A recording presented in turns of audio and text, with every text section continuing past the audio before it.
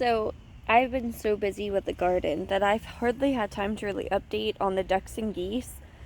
Just kind of doing videos here and there. So I will do a full update on those because I know some of you are really interested in finding out what's going on with our geese and getting more information on those. So I will definitely update you. There has been so much going on. I've been able to just keep posting every day. It's not always like this. There are times in the year when there's just not a lot going on at all, and I'll slow down a bit. But right now is the perfect time to kind of get some videos made and update because there's so much going on. And also finally getting some cool weather. It's been in the mid to high 80s already throughout March, and today it is in the 60s. It's still the higher 60s, but it is nice. Now notice that my squash plants are not covered. They're not hurting. 60 is okay once they're a little bit more established. It's just if they dip down too low, I'd say below 40s, at night, you have some problems. But it hasn't gone that low at night. It's really not dipped below 50. This is our cold front. So for some of y'all who are further north, probably think like a cold front where the weather's in the 60s is funny in this time of year where it's still technically winter, but for us it's not.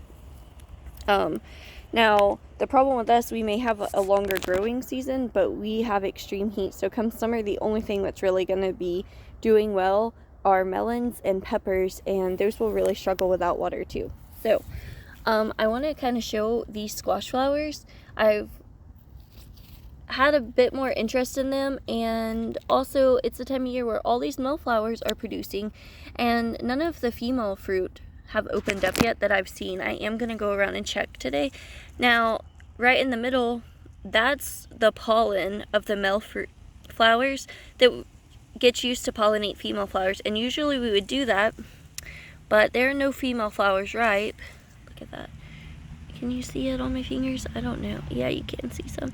So I don't know what else to do besides eat these, because they are edible. They do taste like squash, but they can be a little more slimy. So if you're not into the texture of squash and just don't like squash in general, don't eat the squash flowers because you won't like those.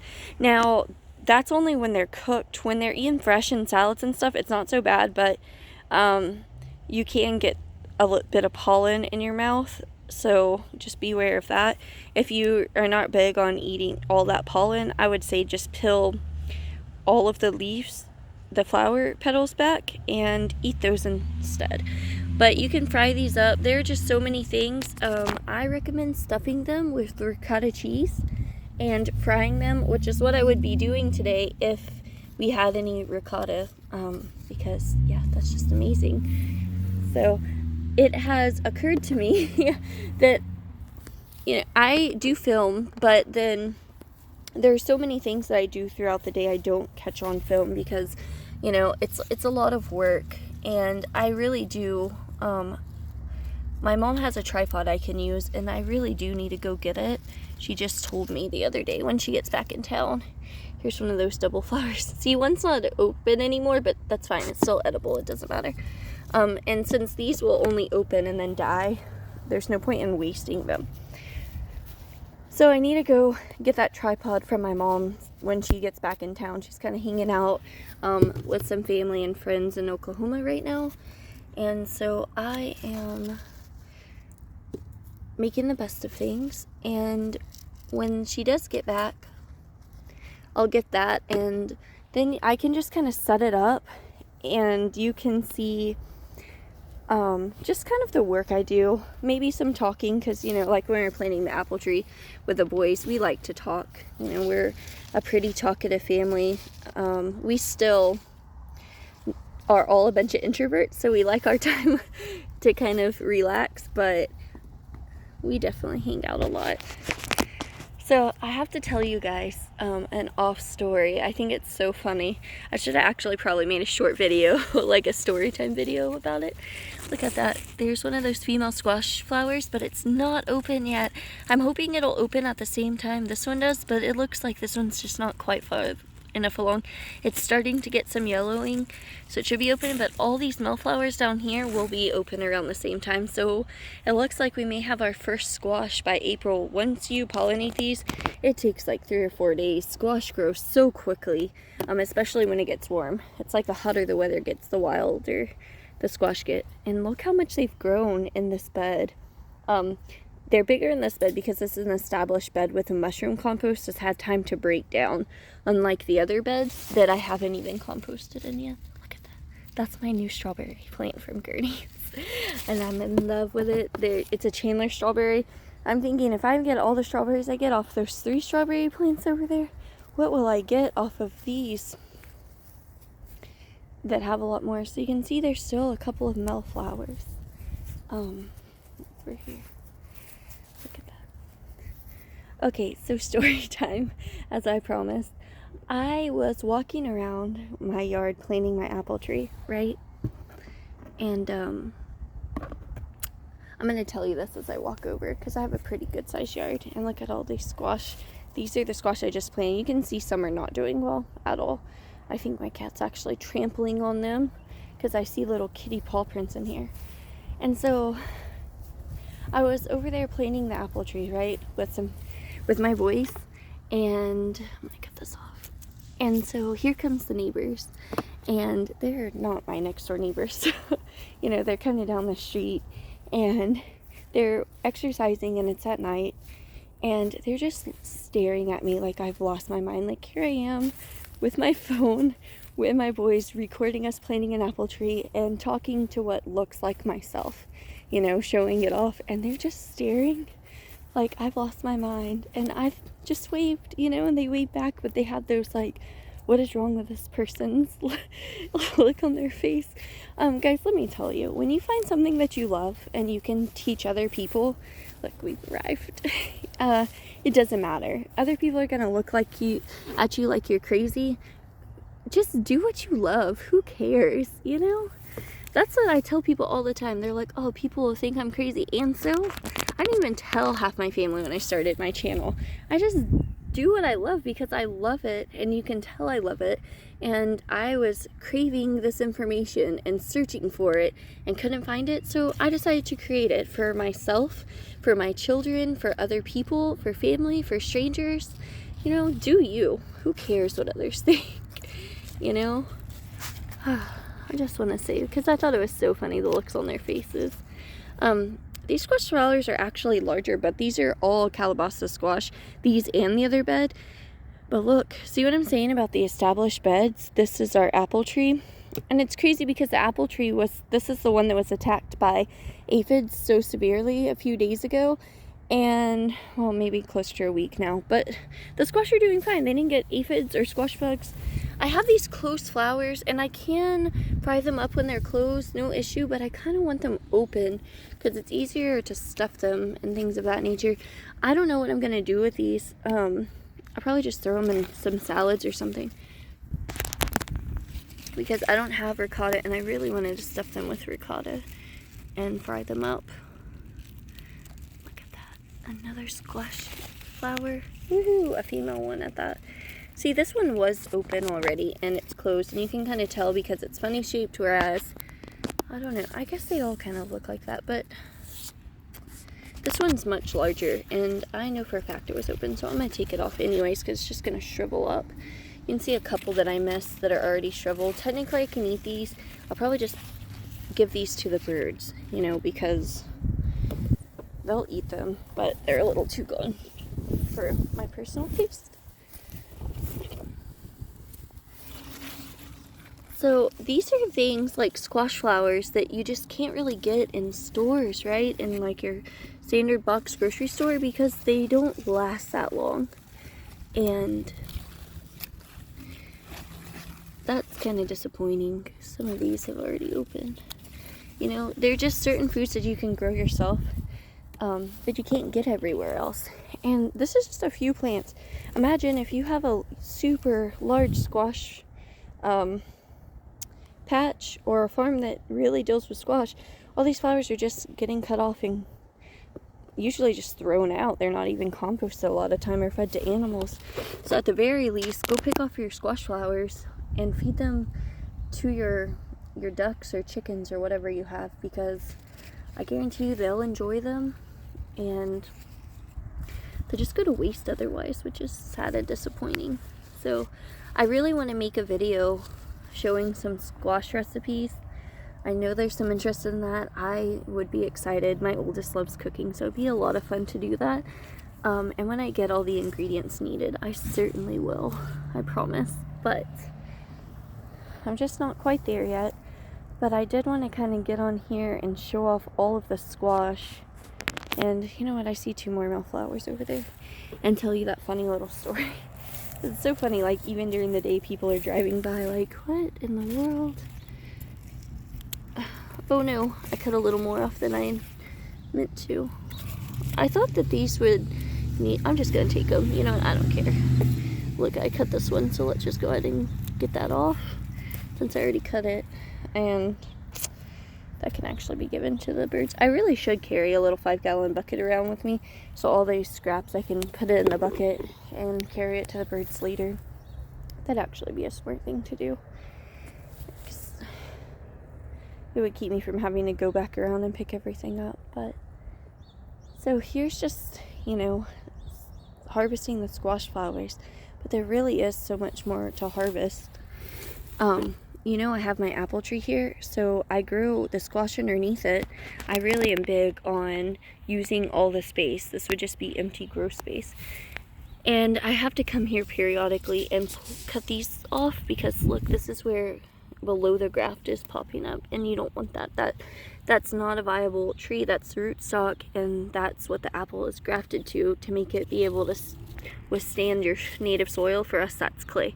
But like you can see, I have a little lettuce plant here, and then in between all these squash plants I actually have bulbing onions, and you can eat these greens, but these are short day onions, so they're able to produce a bulb even in our hot climate. Which, you know, is something we struggle with. Now,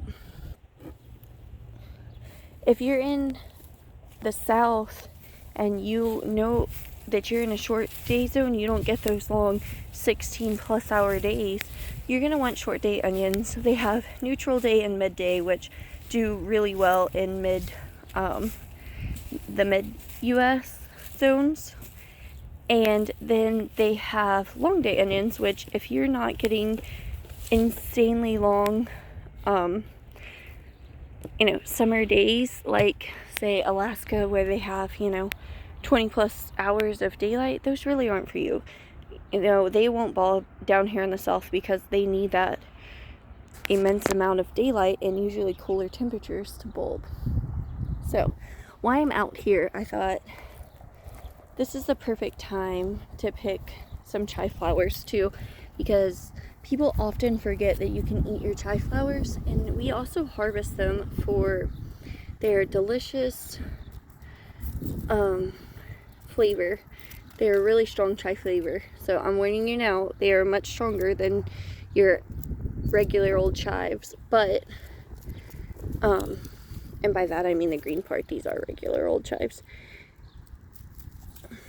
So I'm just going to cut them all off because I have the camera, and it's easier just to cut and come back and pick them off. Now these will seed everywhere, but I'm not too concerned about saving seeds, and here's why.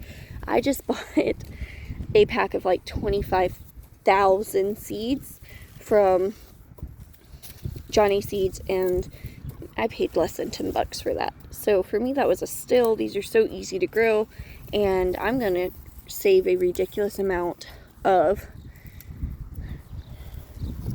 chives this year and put them back. I think the chive I got was a polyvert chive, and I'm gonna go back, and there's another chive that's also really good for drying. Now polyverts are more for eating fresh if I'm not mistaken, but I could be mistaken, to be real honest, because sometimes I buy so many seeds and I grow so much I have a hard time keeping up with it. Now you can seriously just go through here and pick these off like this too. You do not have to have scissors. They're really easy to pick off, but you do have to make sure if they're smaller branches to kind of pull back. Now, you notice I'm not picking the stemmy parts that they come off of. That's because they're incredibly woody.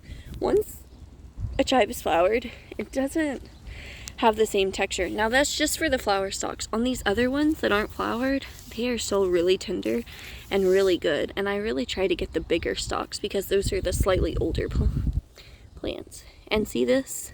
It's not open yet, still eat it. Now, I don't always tend to pick them before they've opened because these really are good for pollinators. And I love seeing pollinators come to my yard. And look at that. There's a little bitty onion head. It hasn't opened yet. Isn't that cool? So that's kind of what they start off as. But if you know me, we have so many flowers.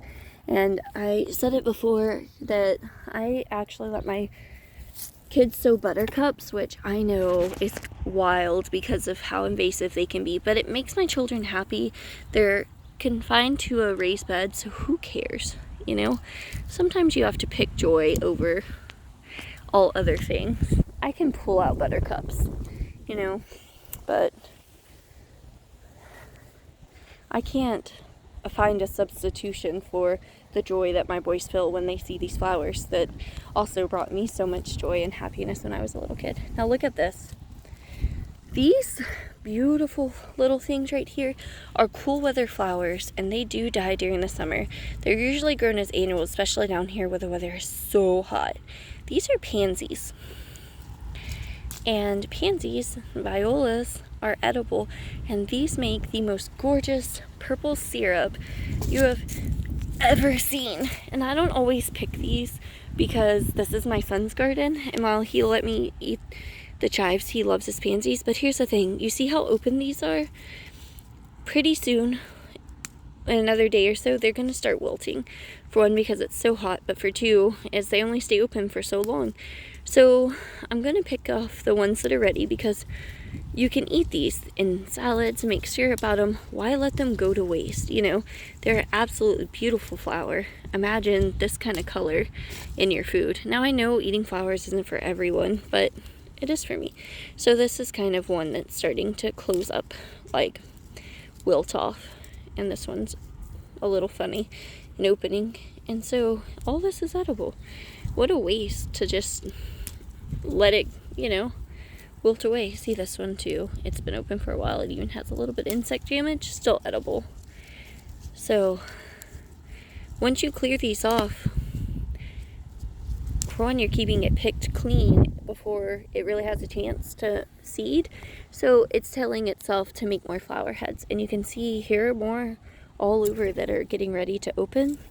So it's a continuous supply, but I do try to wait until these flowers are spent, like this one's spent, still edible, and use them because I want to make the most use out of everything for my garden.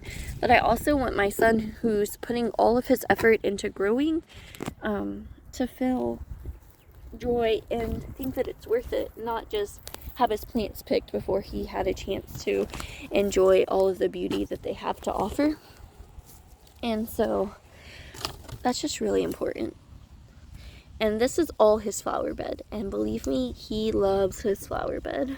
So there's all sorts of stuff here.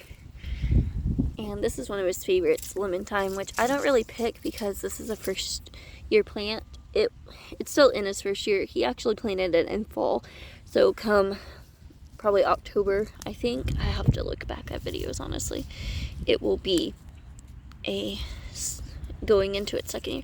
You can see all these flowers that have been spent, and some of them are just too far gone. Oh, look at that.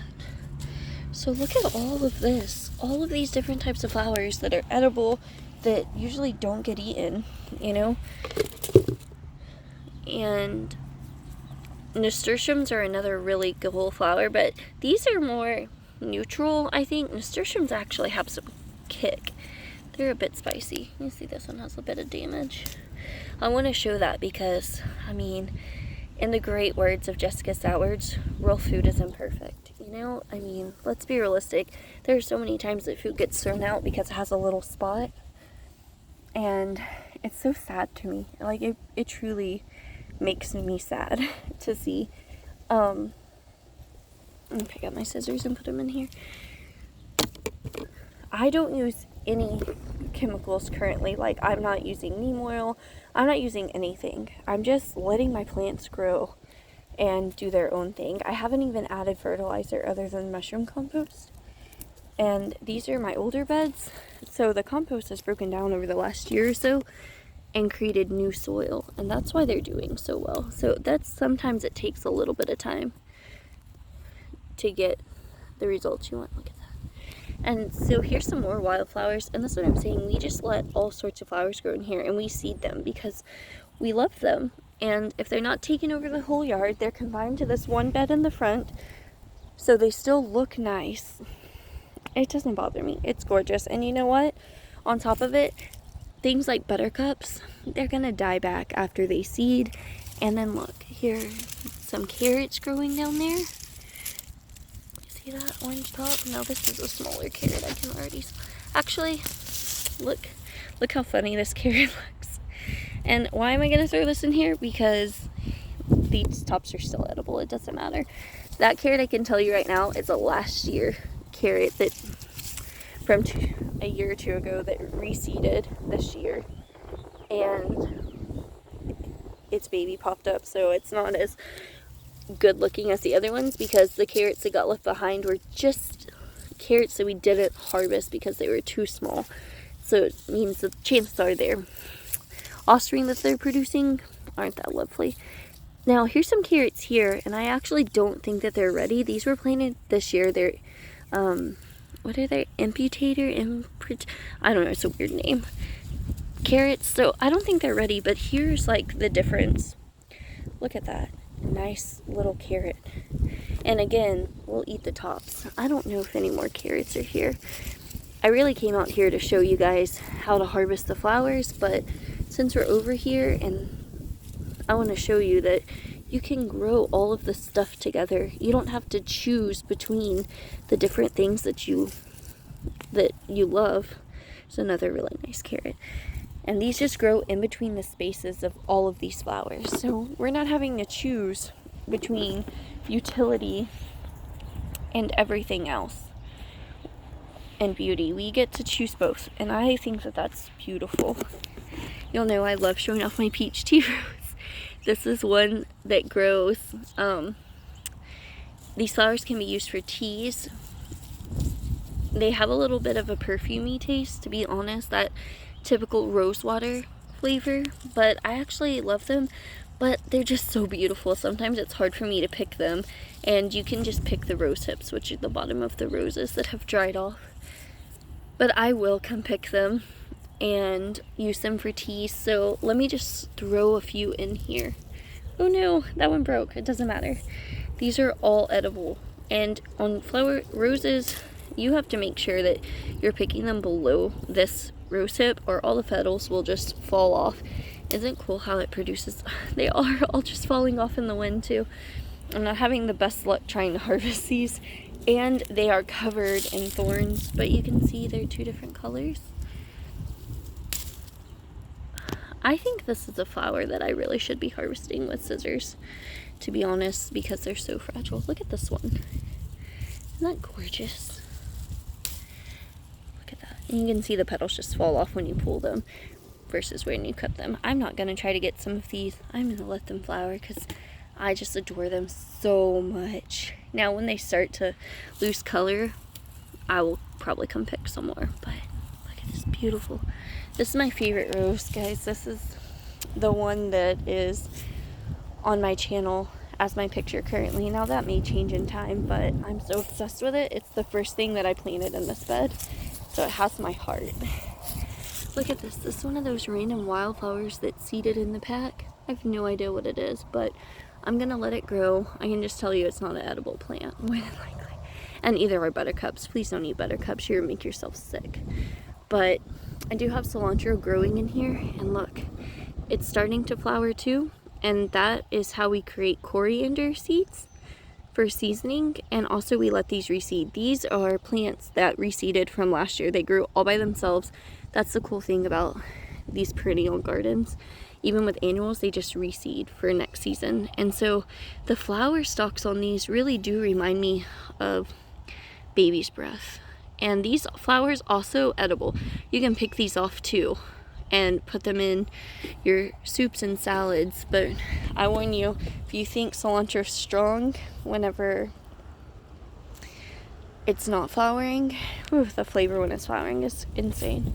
So I'm warning you now. It's going to be really strong. They're cilantro flowers. And look at all these. These are the flower stalks. Look how big they are. Never seen cilantro like that until you grow it. Now, we do love cilantro, so what I'm going to do is not pinch off the flower stalks because I want that coriander seed. I'm going to grab some of these at the bottom and kind of put them in my bucket right here.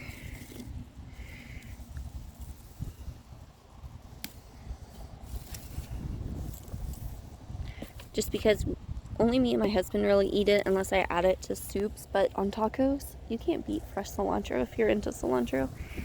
And then look at these, all these grape leaves on our muscadine are coming back. Guys, grape leaves are edible. You can stuff those too. And there are just different recipes. You can make it vegetarian, you can do it with ricotta, you can do it with meat. I really encourage you to kind of explore those recipes. But who knows, when my grapes get big enough, maybe I'll figure out which varieties are best for eating the leaves, and there's any that you can eat, and I'll keep you updated. Now look at this. These are calendula, and so here are some flowers that aren't spent, and I'm gonna pick a couple of them. They seem to be smaller than last time. These are more tea, and you can tell they're pretty sappy, like my fingers are sticking together. But here, oh, this one doesn't really have a good seed head. None of these do. What's going on with that? I really should have saved that, because even the spent blossoms you can use for tea. And by the way, the leaves too, I've seen people eating. Now see all these spent flowers? I'm going to have to come back and get them later, because that's where a lot of your seed, you can still eat these right here. They're already dried for tea, and you can just further dehydrate them. And look at this right here. Those little green things, these are seeds. All of these, just, you can save them, you can throw them down, but calendulas really will reseed themselves. And so you can pull off the fresh flowers and dehydrate them, which I'm pulling off now so that they'll be encouraged to continue budding.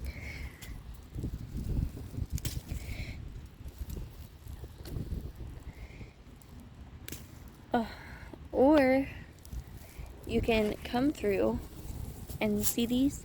You can pull these off when they still have flowers on them or petals on them, the dried petals before they fall off, and use those petals, just pull them off and put those for tea.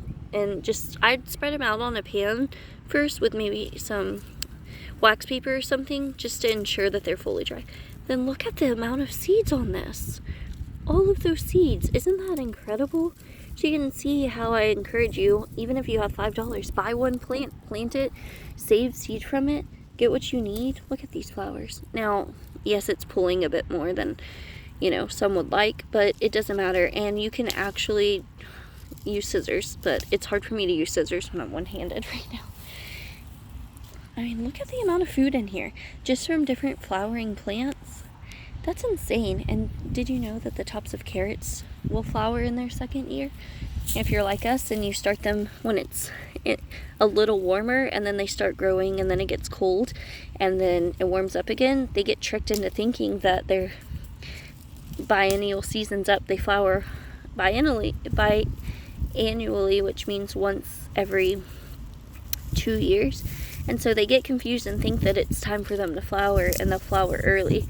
So that's why it's so important when you live in the South to try to make sure that if you're growing carrots in the heat, that they are a variety like the new Corota that can withstand those hot temperatures, because it will cause your carrots to bolt, and they'll suck all that energy up in the root, because the root part of a carrot that we eat is actually designed to give the plant energy to flower and produce offspring, because a plant's goal is ultimately not to feed people but to produce offspring, and in turn attract obviously animals and things to eat the seed so that it goes through their digestive tract and comes out in other areas. Look at this. I wasn't expecting to pick turnips, but we have some turnips growing in the same bed. Look at that. See what I mean? You can grow a little bit of everything right here. The reason I'm picking these a little small is they get so woody in our Texas heat, and it's been hot, as you know, here.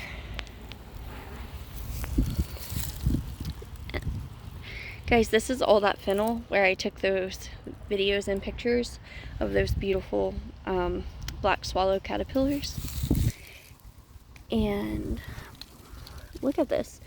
Here's a whole fennel bulb. It's a little smaller, but it looks about ready. And there's a couple of them here. That's what they're saying. Your fennel, if you live in a warmer climate, can become perennial. You can separate these bulbs into new plants. You can thin out some of the bulbs. And like this is a decent sized bulb. Let me just twist it out and show you. You can thin out some of these bulbs so that the other bulbs have room to grow. And so look at this. You could plant this because it has a little root on it. This entire plant's edible, and oh, it smells like licorice. It is a wonderful, wonderful smell. All of this is edible. The stems, the ferns, you can make candy out of it, cooking it in sugar syrup or artificial sweetener if you're like me and you have to watch your sugar. I actually went through a lot of testing for diabetes, and I eat well. It's just, you know, my body is doing its own thing, and we're just trying to get ahead of everything right now.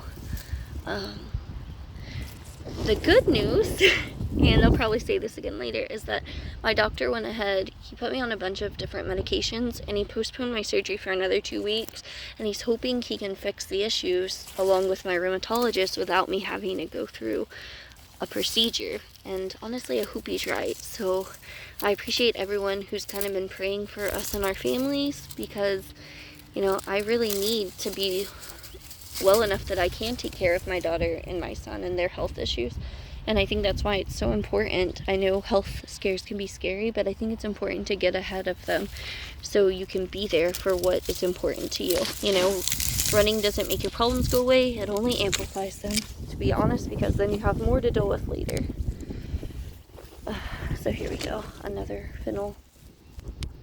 My cat's over here running around my yard, playing while I garden. It's so funny. Look at this already. This is just this one bed, and I'm just kind of walking around with the harvesting flowers, and here are the fennel. But you can see, just harvesting flowers, how many we got. And the reason I'm pulling out these fennels is so all the other ones can bulb up. And so what you want to do after you pull out the larger bulbs, I'm going to twist one more out. So after you've done this, what you want to do, if you're trying to get your fennel to bulb up, this is true whether it's perennial or annual, you want to hill up, look at this, hill up dirt around your fennel. Hill up just like you would potatoes, but with fennel you can do this at any point in time. I need a water. This dirt's getting a little compacted here and a little dry. So, look at that. You just hill it up, and guess what's going to happen? That fennel is going to bulb out even more and produce a nice juicy bulb. So if you don't like licorice and you want to eat some fennel, I'll have to make an entire video just on this, but boil it, and it takes all that licorice flavor out of it. And I'll boil it, and then I will dehydrate it and put it on the shelf and use it kind of like a celery texture in soups. And my family, who hates licorice, they don't know the difference. Once that flavor's out, it doesn't even tend to matter anymore. So there you go. Bulb it up, and then in a couple of weeks, you'll have more fennel bulbs, and you can have these ferns for tea, little stalks. You can dehydrate it all, grind it up into powder. I mean, the possibilities are really endless. And look at this. Here's some more little fennel that kind of volunteered. Here's another tiny turnip. And this is all growing with these wildflowers. I mean, it's just doing its thing.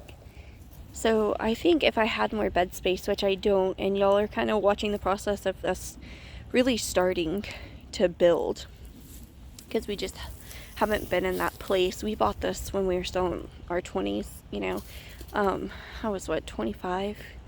If that. It was before my daughter was born, so I think it was 3 days after my 21st birthday we bought this house. And so, you know, we were young, and we had a hard time sometimes just paying the bills, let alone adding on to the garden. So now that we're a little older and a little more stable financially, we can add, and it's really nice. And I'm telling you, even if you're adding a bed a year, because we added this one big bed and those two little beds several months apart, so for the first 2 years we only had those two 64 square foot beds and this one larger bed. And this bed was built simply because we bought this wood from Lowe's to make a shelf in the house, and it was so messed up because we had it delivered, we didn't pick it out ourselves, that we ended up using it for a garden bed instead. And best thing I ever did. But all these fennel would make a separate plant and be able to be bulbed up if I just go and bulb it up. So fennel can spread by seed, it can spread by getting a piece of root with some ferns and transplanting it, which is what these are. These are actually pieces of the fennel plant that I transplanted, and you can see it's produced its own plant now. That came with part of the root, and I just restarted it. And so I think that's a really valuable plant, because I bought 2 fennel plants to begin with, and now I have 50 to 60 just growing wherever they want. And some of them are even, look at this, they're even growing over here where the calendula are. There's one, here's a bigger one. Guys, these aren't being taken care of. They just volunteered on their own, and they're fighting against grass, and they're still doing well. So even if you just wanted the ferns, you could, you know, that's all edible.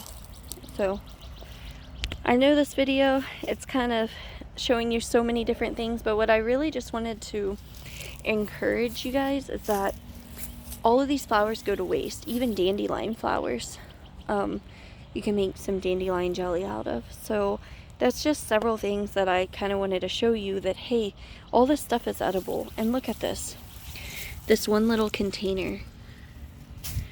Look at all 3 fennel bulbs off one fennel. Look at this one's actually not a bad size. They do get much bigger if they're grown as a single bulb, I will tell you that. I even found 2 little turnips, and we eat all of these tops. And then all of these beautiful edible flowers. Look at that. And all of these are pretty much growing with other crops.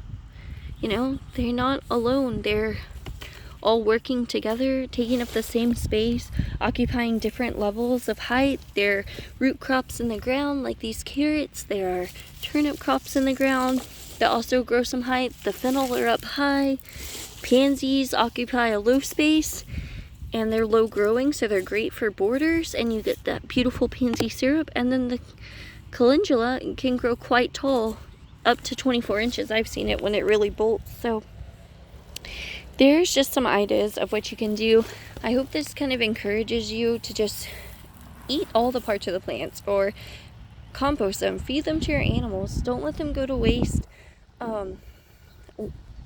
This winter I'm planning, because they're my son's favorite flower, I'm growing a huge hedge of pansies, and I hope that you guys will follow us along for that, because if there are enough pansies, I'll be trying out pansy syrup and making it myself and making a video on that. So I have so much to do.